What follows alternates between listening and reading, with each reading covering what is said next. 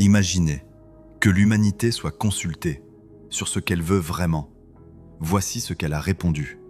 Dans l'équilibre des mondes, il arrive un moment où l'humanité doit décider, pas par ses gouvernements, pas par ses élites, par elle-même.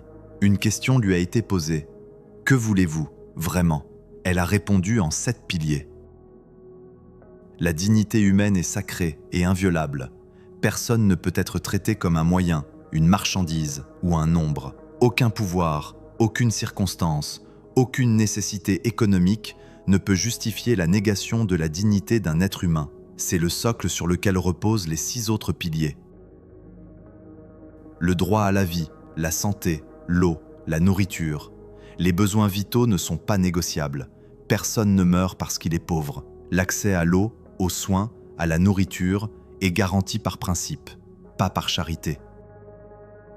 Le droit au savoir, l'éducation et l'accès à la connaissance sont un droit, pas un privilège. Personne ne peut être maintenu dans l'ignorance pour servir les intérêts d'un autre. Le droit à un toit, un endroit où dormir sans peur. Un toit n'est pas un actif spéculatif, c'est un besoin fondamental. Le logement n'est plus un placement financier. Le devoir de protection. Les forts protègent les faibles. C'est le seul pilier formulé comme un devoir et non comme un droit, ce qui le rend unique. Ce n'est pas seulement ce que la société me doit, c'est ce que je dois à la société. Ceux qui ont la force, le savoir, les ressources, ont l'obligation de protéger ceux qui en sont privés. La responsabilité envers la terre, notre seul foyer. Sa préservation est un devoir sacré, pas une option économique. Pas de croissance, pas de profit, pas de progrès qui justifie la destruction de la biosphère. La justice intergénérationnelle. Nos décisions doivent être justes envers les générations qui ne sont pas encore nées. Ce pilier transcende le présent.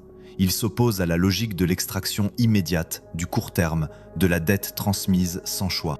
Chaque décision publique doit pouvoir être justifiée devant ceux qui hériteront du monde qu'elle aura façonné. Les 7 piliers ne sont pas une idéologie, ce sont les 7 évidences que l'humanité a pu exprimer quand on lui a enfin demandé ce qu'elle voulait vraiment. L'équilibre des mondes, tome 1, chapitre 14. Une fiction qui ose imaginer ce qu'on n'ose plus dire.